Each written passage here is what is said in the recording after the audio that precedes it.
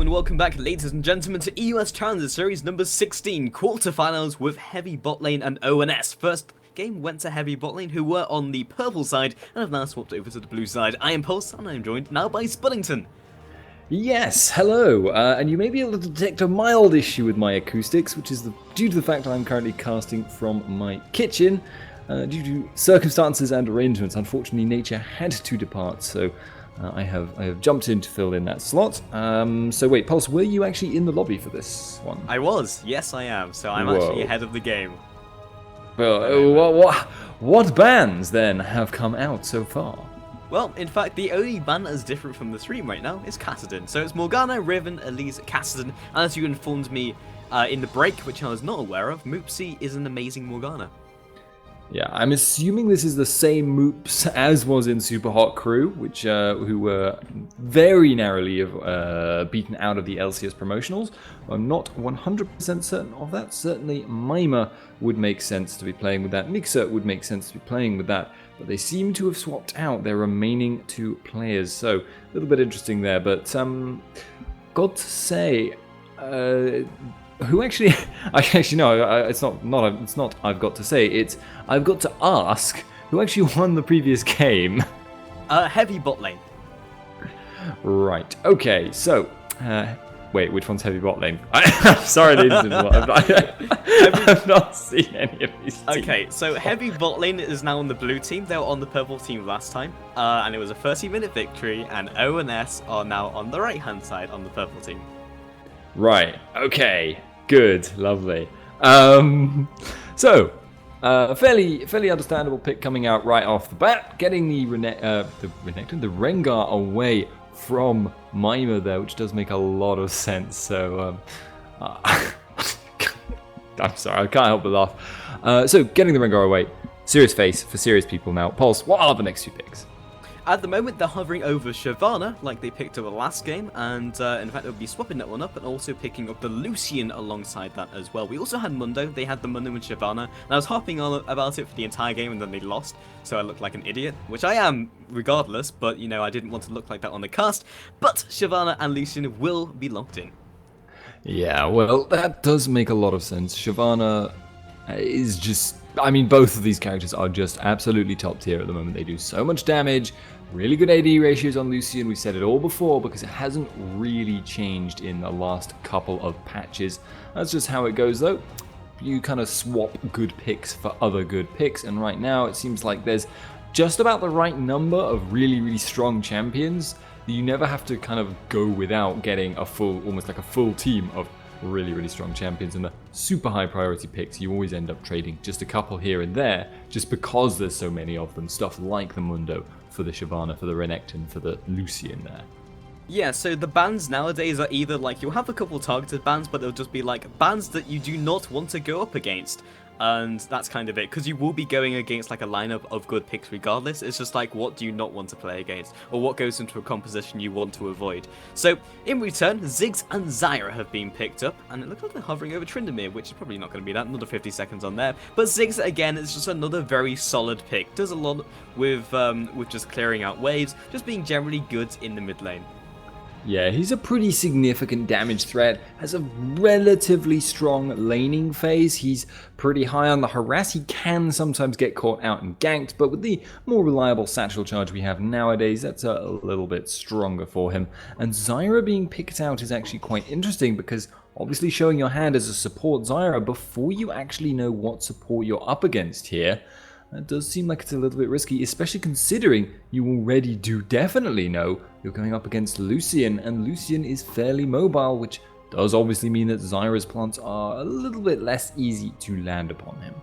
Yeah, indeed. We do know that Heavy Botlane really like the Shyvana picks, they really like their Mundo picks, and just like melee champions in general, so that they will need to get into a team fight. And what does Zyra do really well against? Well, she counter-engages incredibly well. She's really good against melee champions because they just can't get near her with Stranglethorns and also the Grasping Roots. So maybe it's just predicting the last pick and making it a little harder just to say, okay, we're picking Mundo right now.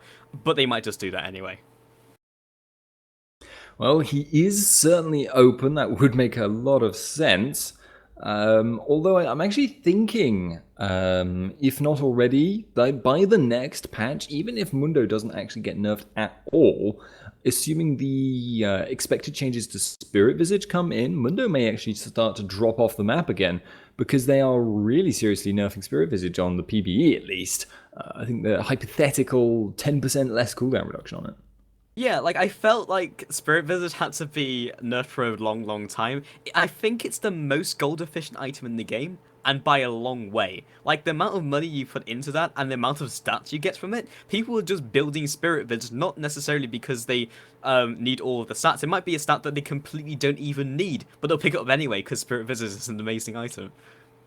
Yeah, and it's also the perfect item for Mundo because he uses every single stat and he uses the incredible passive, and it just fits with him right down to a T, makes him tankier. Really, really, really strong item on him. So, Spirit Visage is almost like game distortingly strong at the moment. But the interesting thing is, as time goes by, if you do nerf Spirit Visage, what actually will then be the magic resist item of choice for bruisers? But doesn't really matter, guys, because we are just going to be going into a quick commercial break while we wait for the delay timer to tick down. So we'll see you after this with more of the EOS Challenger series.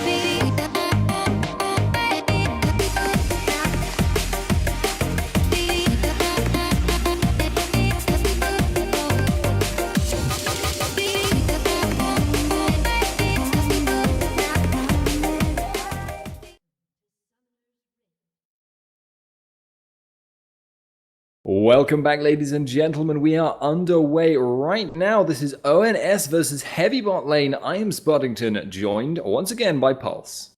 Yes, indeed. You say once again, but this is your first cast, and yes, I have. Well, been no, on we the had stream, Champion Select. See?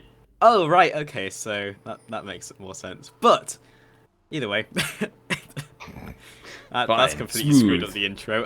But yeah, into this game, we do have a small rotation from the team of Heavy Botlane, but I don't think they'll go too much further. Like, invades nowadays, Spuddington, just generally aren't worth it. Like, if you go for a late invade, great, and if you have like a lane swap up, okay, you can do it, and you can have the support invade, it could potentially throw off your opponent, but then it's just so easy just to go into your opposing jungle and then take away the other buff, and there's nothing that the team can do in response, so you just end up trading buffs and no one has come out ahead or behind. Well, Mr. Rales right now is, But I'm actually going to find them, so no worries there, but was in a slightly dangerous position, but it looks like maybe thinking, okay, they're going to clear it out. I was wondering if they were going to go and just essentially invade anyway, because I feel like they have got that guess now that Shyvana is, sorry, not Shyvana, that Lee Sin is going to be starting on his own red. So if they had actually just bulled down for that blue buff, they would have forced a response, but that would have required knowledge of where they were. And I think maybe Cabochard didn't want to be face checking just to plant. yeah, so I'm a little curious about how this top lane matchup is going to go, because we don't see Shyvana all that often in the top lane, not because she's bad in the top lane, but because you generally pick like Shyvana and then another bruiser, and then she's in the jungle, because she's usually more efficient in that way compared to like a Rengar jungle. But she offers a lot of damage early game, like she trades off so efficiently against top laners, but so does Rengar, so I'm just wondering who comes out ahead. Well, the thing is that Rengar does so well in top lane because he gets multiple rotations off of his heal. So, keeps using all of his abilities, keeps using them, gets the battle roar, gets the battle shout up, and gets a lot of healing done over time. That means that Shyvana, who in the current meta is probably the highest damage commonly seen top lane bruiser, is actually going to be a little bit more difficult than most of the top laners to deal with, but actually going aggressive there and getting turned around on there. Yeah, it still means that Ignite is up for Shyvana, so that's something that Cabochard has to be aware of, especially when both these top laners start chugging through their potions, which they've already done so. So that might be something that he has to keep in mind, but over time, as you mentioned, Spuddington, that heal will start mounting up, which is something Shyvana will find difficult to deal with. Also, Tal heads on up, but there is a ward there, and that's kind of one of the biggest issues with ganking top lane at the moment, is because those early wards are basically free. They're from the trinkets, so you just can't go for those ganks. And it's partly that that's actually led to all of these incredibly sustainy bruises being the common picks in the top lane. Moopsy could be in trouble here, but I don't think he's going to get locked down by that. No, not going to happen. So it's one of those kind of meta game things where if you're forced to be independent all the time, might be trading off against Cabochard. Yeah, indeed, flashes for his first blood, but there's the Ignite we were talking about. 1-for-1 trade. So, I'm not entirely sure who's going to be favored in the long run there, but it strikes me that Shyvana may have some issues not usually itemizing pure tank right from the start, having no innate sustain. That might be a little bit difficult, you know, to compare with Cabochard's sustain, because if you both build tank, the guy who's got the heal completely independent of hitting minions and indeed hitting you, just means he gets to use it over and over again, the tankier your lane gets. Now, it does seem like there could be a potential gank in the bottom lane. Talol is there, but no root landing. Yeah, Talon has a little bit left on his double buffs, and he's just going to use that for one last gank, and then he'll just go back to the jungle and start farming away again. He's actually lost his red buff, so I don't think he'll hang around for too much longer. In fact, he's still sticking around. Like, Talon, just go back. Okay, good. Top lane, though, there is another gank. Indeed, with, in fact, Amin now chiming in. Cabochard again dropping low, but the minion wave comes in right at the right time, and Amin unable to land the next Q. That's kind of an unfortunate thing about playing Lee Sin sometimes, but having screwed up his ward there, that actually puts him in quite a lot of danger. Amin can cover a lot of distance very, very quickly. He's got his flash, he's got his warding totem, he's going in! Yeah, he jumps forwards and uses that flash he didn't use before. He's still got the vision. Juking into the bush will not help you, and another kill comes onto Lee Sin. Now, starting to get that snowball rolling in the top lane. They've got Shyvana with a kill, But Lee Sin with a kill. They can afford to keep camping it at the moment because Sona and Lucian are doing a very, very good job of keeping their lane pushed up and keeping the wards down, avoiding the ganks. Nocturne at this stage, not such a dangerous ganking jungler anyway, and that just means they have all the time in the world to keep him down. Clearly do fear the matchup though, Shyvana versus Rengar. Not one I've actually seen in a while, but clearly favoring Rengar. Yeah, indeed. But it also means that both of these lanes, even by not having all that much CC, in Shyvana's case having none at all, they do so much damage, specifically in Shyvana's case, that it makes them a good gank lane, which is not something you usually see too much. So we probably could see some more action up there, but with Nocturne being level 4, that kind of 2-level phase is going to allow Lee Sin to do something. Mr. Rallas drops low. We don't actually have anything else to follow, but Nardius is still wailing away. Mixer's just going to land those auto attacks. Flash comes down. Flash forwards by Mixer to try and pick up Hiver. Actually, the Ignite has come down, and the game froze for a second, but both of the supports will land, and both of the supports pick up the kills. Really, really aggressive stuff, and Nadi's actually saying there was potential lag. Armin is going to follow this up. He just appears from nowhere, lands the Q, lands the resonating strike, and picks up the kill. Well, we are sharing the experience of the players, it would seem, because there is some apparent lag. Welcome to EU West, ladies and gentlemen. Mima and Cabochard trading off hard at top, they know. Yeah, indeed. This is the only way that Mima can really win top lane, if he just all-ins Cabochard. But the problem with all-inning Shyvana is because the opposing player will just walk out because you have no CC. So over time, Cabochard will just continue to sustain up. Does give Mima that opportunity to push out and then go back, which does sort of counteract his inherent lack of straight up CC there, but putting down the pink ward actually, trying to make sure he can set up for future ganks from Armin, and does look like Armin may indeed be heading that way. Probably going to go for his red buff first though, and then sneak over the wall, if I had to guess, using the double golems to jump and avoid Tri-Brush. Yeah, indeed, and we're at the stage in the game where the lanes won't be putting down those aggressive wards into the opposing jungle, so that the fact that there's no knowledge on Talol's real location, actually not sure if that ward actually clips him, but he now has that paranoia, and just the knowledge that he's level 6 means that it's just a little more difficult for Lee Sin just to decide he's going for a gank in this location, because Nocturne just needs to be around the general vicinity to get stuck in.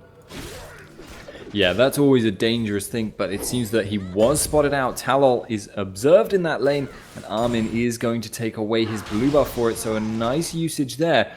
Istari is heading over there, but if he goes too far, he might be able to catch Moopsy actually straight.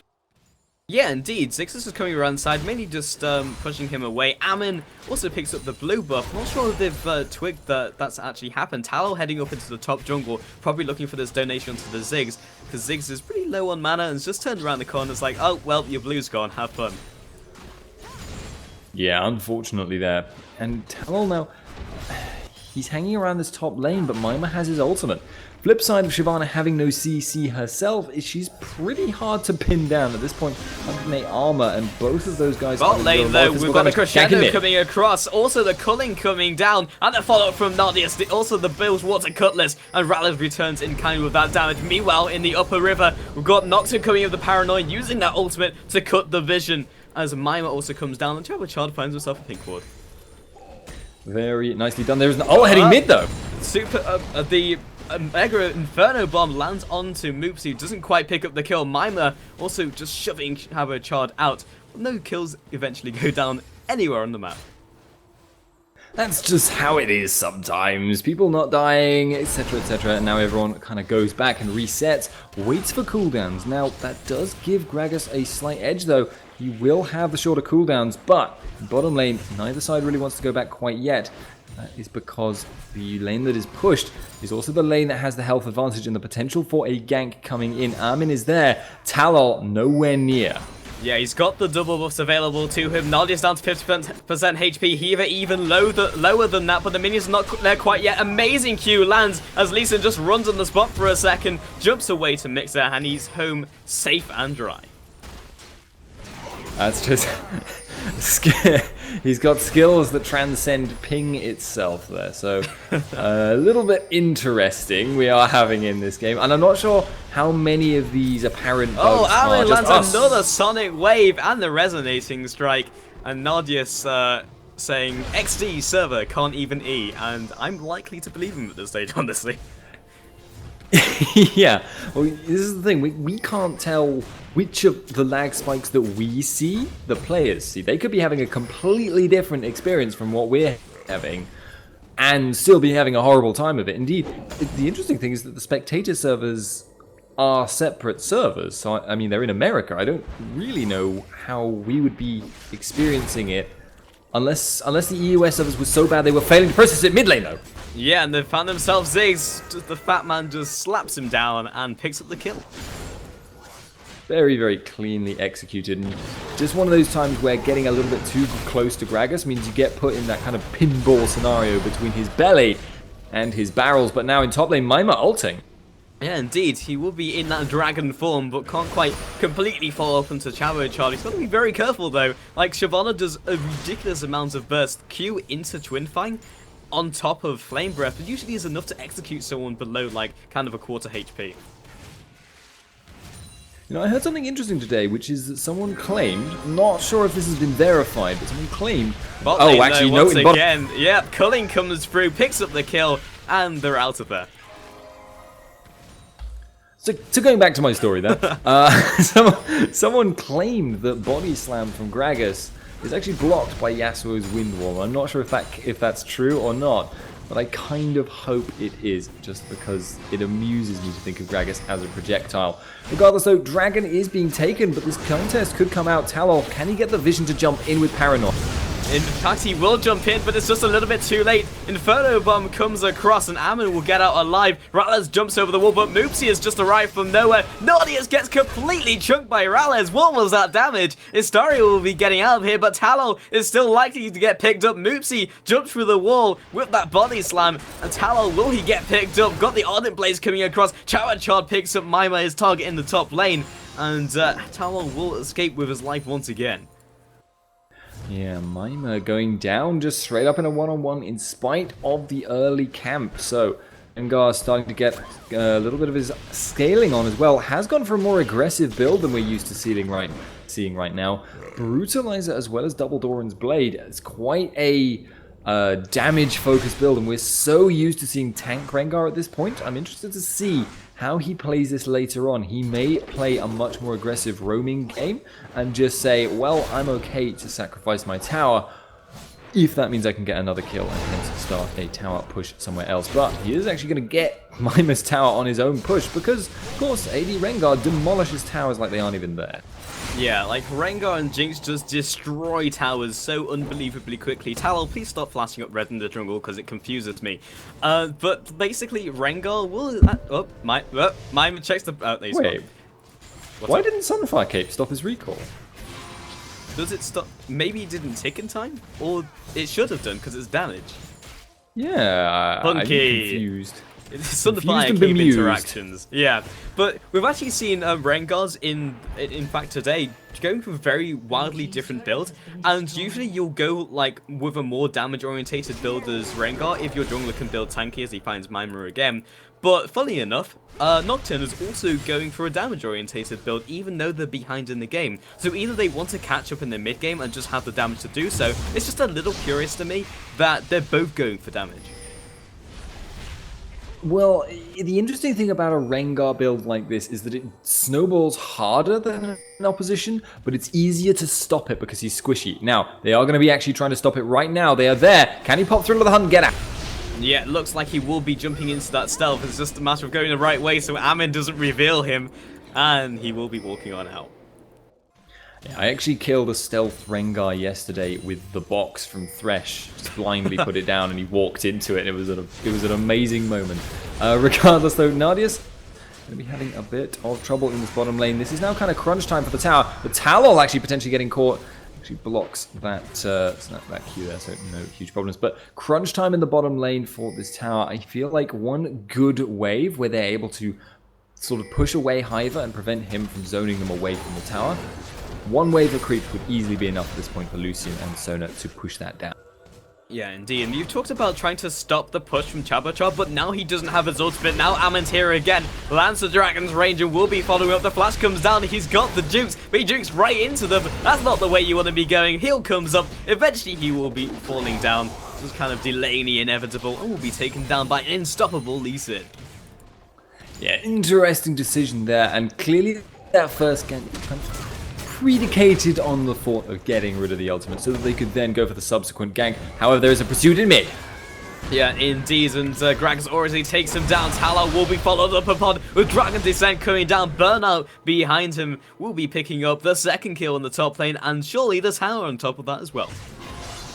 Alright, Nadia's actually trading off with Mixa. Can he chase this down?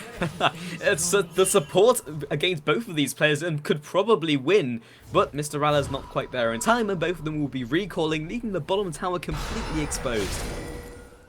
That's the classic Mixa style, a very aggressive support, which honestly tends to be the trademark of really, really good supports, but you saw him earlier, in fact, go in for a kill trade, which actually didn't work in their favor, but certainly he's gone for the AP item here on the support Sona, and that is going to mean he is really, really strong in trades early on. He'll have more mana for sustain in lane, and obviously now lane is more or less over, but is he going to sell that at some point later on and build a Talisman of Ascension, which is seems to be such a powerful item, right? Yeah, like, I'm just kind of concerned about the longevity of the team and that kind of like the item builds from heavy bot lane right now, because like they're building so aggressively. But great, it's perfect in the scenarios where you're so far ahead you just nuke down the opposing team. But if you have an opposing team who are just basically building tank and are ahead of you, they'll tank through your burst and just murder you. And they have pretty good chase down potential. They've got Ammon on Lee Sin, also got Gragas, who is basically the king of chasing, alongside Lucian. Like, if they want to go for a team fight and then heavy bot lane ends up losing it, then they'll probably all be mopped up on the back of that. At least 4 players will die, even when it's 2 people dying in the first place. Paranoia comes in, jumps onto Mixer, maybe not the ideal target. Ammon with the shortest ward jump in the world, but Chawachar nukes down Sona in the backside with so much damage. He's perfectly in these split up team fight scenarios. Moopsy also getting taken down up to the side. Nardius jukes the right way, but Mima is a hot pursuit, jumps over the wall, another flash and a burnout. The AoE damage will be enough to take him down. Back to the main fight. Looks like everyone will be disengaging, and overall, that was a 2-for-2 trade. Yeah, 2 for 2 with, unfortunately, Lucian still not dying. Lee Sin still not dying, whereas the targets falling on their opposing team, well, they're not really holding on to kill streaks, let's say that. And Armin now actually hanging around, but they do get the mid tower though, so actually coming out as a win for them. Yeah, they do. It's meant that they had to stick around, but they didn't have any issues with their health bars, so it means that they'll still be able to contest this dragon if ONS decide to go for it themselves. Chavachard finds himself. Mixer is chunking him down so quickly. Talal's also there. Crescendo used in self-defense, but a player down almost definitely means this dragon is going to fall unless Ammon can pull off a steal. They are continuing to trade off around this, and Cavachard has to be really careful. Lucian is really, really good in these scenarios, and Gragas Barrel! Gragas Barrel comes in, Talal uses the spell shield, knocked back into the rest of his team, and Starry also gets mopped up. Hiva over the wall becomes a jump point for Ammon, as he just also annoys the Baron, who will start wailing away at Zyra. Does she have the flash? In fact, she doesn't. There's no way to get out. Ammon just throws out the auto attack, so does Mr. Allison, picks up the kill. That was a harsh way to die. I'll leave you in the pit with my dragon, but Cavachard is looking for it. He's got the ultimate, jumps over the wall to Rales. He's also found himself a Lee Sin, who lands the Q and the follow-up with Resonating Strike. Alright, well, I'm actually fairly convinced that that now has turned around the tower gold. ONS taking the lead and going to be taking this dragon as well. I mean, I say taking the lead, they kind of already had the lead. They were pretty far ahead on gold already. But now they are really, really in the lead with about a 9,000 gold lead. Yeah, they were really fighting tooth and nail over that dragon. Like, heavy bot lane did not want to give up another objective over to ONS. But this is kind of a role reversal from the first lane, Spuddington, because of course Heavy Botlane did win the game and win it very quickly. I say very quickly, but 30 minutes was the timer. But honestly, with a new patch, I feel that is now the early finish. Because games typically go on longer, then you're seeing just like games being dragged out and like champions who are better in the late game, like Nasus and like Rengar, who can start itemizing those type of champions, are just stronger right now. It's one of kind of like the byproducts of how the meta's shifting. Yeah, and in fairness, it was essentially that is working as intended. The game, they intended to make it less snowbally, which means obviously it's less easy to close out games. Games will take longer. That does show that at least some of the areas, some of the functions are working. But I do feel there maybe needs to be a couple more like later game methods of kind of closing out the game, because especially, I mean, they have already buffed the super minions, but they may need to touch that up a little bit more, since obviously now they don't influence all the lanes, which was a huge snowballing effect in Season 3. Yeah, indeed, because like it's just basically the inhibitor changes. You pick up an inhibitor and you cannot just close up the game off the back of that. You pick up a Baron and it does not necessarily mean you win team fights because of the huge gold spike temporarily. So right now, Siege in the mid lane, and they will look for the Siege to happen. Gragas Baron knocks him back. Q will also land. Will he try and in-sec him backwards? But the Baron will come down. He's going to be completely blind, but he waits for the perfect opportunity. Mega Inferno Bomb lands. Historia is still alive and kicking. Mima mops him on up. And now Tallow and Heaver backing off behind the turret within that sanctuary. And Ezreal in the bottom lane is looking to pick up a turret in response. But they've got to make sure not to be taken down in the middle lane as Ammon does follow up. Stronger Funds comes down in defense of Heaver. But the rest of the team is still looking to take him down. And Ammon is sticking to him like super good. Culling comes through, picks up that kill. At least they picked up the Zara and not the second turret. But with that Zara being down and also the Ziggs being taken out, they might just convert this into Baron. That's a risky play to make, though. They've walked right past Woods. Talon's Paranoia won't be up to go for an attack on this, but Thrill of the Hunt is available, Ignite available. They could try to disrupt this, but it's a very risky play. Either way, this is going to be a very swingy series of events. Can they disrupt for long enough to get that Baron contest down? Yeah, but Castrento comes through, will be spell shielded as Talon is still backing on off. This is so risky, but Chabachod wants Mr. Rallis. He gets the shutdown. Life for a life, but definitely worth it. They have also stopped the Baron attempt. Talon and the rest of the team in hot pursuit. Istari looking to go even one further. Mega Inferno Bomb comes across, not quite enough damage to take out Ammon.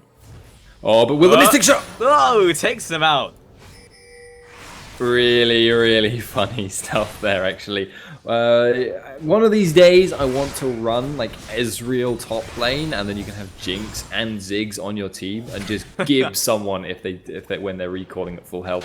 Moopsy though, maybe look for a kill here. Yeah, gets caught out though by Hiver. Ultimate comes down, but taken out before he can even connect the body slam. Mima coming in from behind. He probably is tanky enough just to use his ultimate to clear out this wave. Jumps onto his story, chucking him down. There's nothing that the team could do. He's ridiculous tanky. Basically 1 versus 4 alongside Mixer. Flame Breath comes through and everyone is just turning tail and running as Lucian is still following. Culling comes through. Hyra jumps over the wall, just right in the wave of the Culling as Zyra throws out the grassing roots and will keep Mima at bay. Jump over the wall for Mixer. This aggressive Sona play will result in another kill.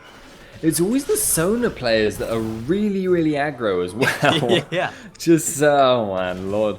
Well, a little bit interesting exchange of events there. The Baron Disrupt was obviously very much a windfall there, but, and obviously Cabochard picking up a kill streak there. Gold from Mr. Rallis is also very important, but overcommitting just a little bit there, and Mima pushing them away, showing how strong Shyvana is.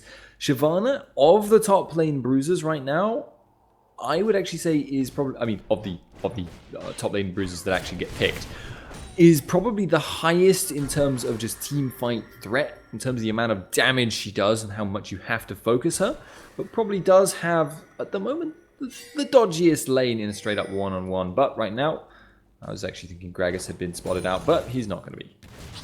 Yeah, indeed. So now Mr. Relis is actually rotated up into the top lane and will be trading off against Ziggs. So with these two champions off the field and Rengar just continuing to split, Pushastari jumps away from this one. Well, Mr. Relis is still following up. Culling comes through, pins him against the wall. He's got nowhere to run. The last tick of the Culling takes him out. And now Cabochard is actually going to have to run from Mima in the bot lane. Can he actually get away from that? Yeah, does he have the ultimate? The answer is yes, and Mima still following up with the damage. Cannot quite keep him out of that stealth. But that's an ultimate down, and Mima didn't pop anything. Yeah, obviously a worthwhile trade there, and that is one of the weaknesses of a squishy Rengar build. Straight up one-on-one, he's no longer really able to defeat Shyvana, who's also obviously picking up kills and global gold around the place, which isn't helping matters either. Mr. Ral is now rotating top, is split pushing for his team, abusing the fact that obviously Ziggs is dead, so he'd have to be pretty badly caught out for it to actually cause a problem for his team. Yeah, Rengar's really hitting the issue of him being unable to split push, which is one of the major strengths of Rengar, and then he's unable really to assassinate any targets, because who are his targets? The backline, which will be Gragas, and it will also be Lucian. Well, they can effectively itemize armor, and in fact the chain vest is being picked up by Lucian, and no doubt Gragas will start itemizing, probably at least towards the Seeker's arm guard, just to give him a little defense against that. So as soon as that itemization comes in, Cabochard's really going to fall behind the curve, and there's very little he can do about that. Whereas if he just built tank, he still would have at least been able to like push out waves. Yeah, there is always that issue when you do build tank of kind of lacking team fight threat as time goes by, but once you're kind of committed to a damage build, it seems that Cabochard is of the opinion you stick with it all the way. He's keeping on building it. Moopsy going aggressive again. Moopsy explosive. Cast comes in. Stranglethorns comes out, but does not even connect onto anything. But Mima comes in along with the second bruiser of Amin. Talon is just getting absolutely chunked. Again, another squishy build. That Crescendo looked like a hit, but it doesn't even matter. Cabochard joins the fun, but Nardius is behind his own turret. Mima and Amin do not even recognize that turrets exist and jump onto Nardius inside his base, not even taking remote amounts of damage. I say that, but Amin jumps over the wall when Mima actually is kind of just left there. Oh, Mima won't die off of a couple of tower shots there, but Mixa, yeah, so interesting lag there. Mixa currently, I think I've seen him land 2 of 4 crescendos, I think, this game. Yeah, probably something like that. It honestly looked like the crescendo landed on my screen. That was very odd. But middle tower will be falling regardless. I'm not actually sure. Did you catch how Amin died right there? Because he was home and dry, but he died somewhere. And I can't even find his corpse. Well, there are 2 global damage ultimates on the enemy team, so I can place a guess. Maybe it was one of those. I feel like I want to go back at some point and check that. But yeah, like Amin jumped out and Shyvana was still in their base, and mine was like, well, thanks, guys. And then Amin ended up dying, so I'm not really sure. Maybe he tried a jungle camp he was ill-equipped to defeat. I don't really know. I've got to be honest. I was not paying attention at that particular moment in time. Moopsy now hanging around in the top lane. Cabochard's got to watch it. Yeah, indeed. And I think my thing's lagging. There we go. Okay, I'm back to live. Like, I accidentally hit back and then my thing just froze. Sorry, technical issues, music. Outstanding. But yeah, in fact, he just backed on up and everything was fine. I got really scared because it was like you were leading into play by play. I was like, ah, my game. Oh well, it's fine. Ladies and gentlemen, I'm partly delirious because I had about 3 hours sleep last night, and Pulse has no connection because he's in the third world. Moopsy, gonna be finding Cabochard and gibbing him. Yeah, like fighting is one word for it, and gibbing is another. Nardius also finding himself in the jungle. I have no idea why he's there. Battle comes through, double kill comes out. Gragas just walking from place to place and picking up kills. Culling comes through, and the flash crescendo. This time it will land. Amin finds himself. Oh, the fail flash actually means that Amin will miss the Q. Doesn't even matter because Mr. Rallas has the damage from the auto attacks. Tallow will be blocking that one barrel roll, but he is so incredibly slow from the Mixer follow-up. Lee Sin is also looking to get in contention. Again, another slow. Jukes through with the second Q from Amin. Another barrel comes out, but Gragas is seriously starting to hurt, and they've taken so much down, and no doubt they'll try and pick up this inhibitor. Yeah, they should be able to get it, but they can't afford to go too low. There are several bursty characters there. Not going to be able to lock anyone down, though. No Thrill of the Hunt from Cabochard, and Mima takes the bottom tower. So now a fairly significant goal difference between the two teams. They are playing it fairly safe at this point, it seems, but I honestly feel like almost any objective at this point the ONS decides to force, they're going to come out on top short of catastrophic failure. Yeah, indeed. Like, last time we saw heavy bot lane come back into the... Was it heavy bot lane? I may have been confusing all the games. We've casted so many games today, or at least myself and Nature have, and it's all kind of blurred into one. But there's always, like, a chance to come back into the game if you have these big game-changing ultimates. And at the time, it was Shockwave, followed by, like, Super Mega Death Rocket from Jinx. But they don't really have that. Like, they have the ultimate from Nardius, the ultimate from Mysteria, great, but... in terms of base damages, in terms of how damn tanky the ONS is right now, it doesn't matter if they land the most incredible ultimates in the world. They probably will just still tank through it. Yeah, that is the thing. It's harder to stop a snowball of tanks, even though damage obviously means you can build your snowball up a little bit faster. And that's kind of the principle you've seen with Rengar trying to take advantage. He's fighting Moopsy right now. Can he get gibbed again? He is indeed, and the barrel will just pop on top of himself, jumps back over the wall, and picks up the blue buff on top of that. So exceptional play from Chabachard. This time beats out the Gragas. They're both so bursty that the flash to avoid a single skill is a huge factor when they're fighting each other. Now Mima trying to chase down Talon. Yep, he blocks up one spell, but we won't be able to block up the rest of it. This is going to be a 4 versus 4 in the middle lane. Culling coming across the wall will be assisting. Mima is tanky enough just to sit in the middle of the enemy team before his team catches up. But now Chawachard has come back from base. Aaron needs to get out as fast as possible. Flame Breath comes across and will be jumping on once again. He's got the damage, but Chawachard lockdown instantly blown up. He is so squishy, but so is Mr. Rales. As he backs on off, surrender vote failed for blue team. That's a bit interesting. But now that the rest of the team is following up, Ammon follows through. Nardius is dropping low, jumps over the wall, mistimed with the arcane shift. Talon now locks him up alongside the grasping roots. Lands another Q. Ammon completely on point in this game, but it's going to take a century for him to grind them down. He doesn't really deal much damage, but he can keep them in place for the rest of his team. Mixer and Mima also arriving. Perfect grasping root will keep them back. But the Flame Breath, Ammon looking to land one more Q, but drops too low to do much else.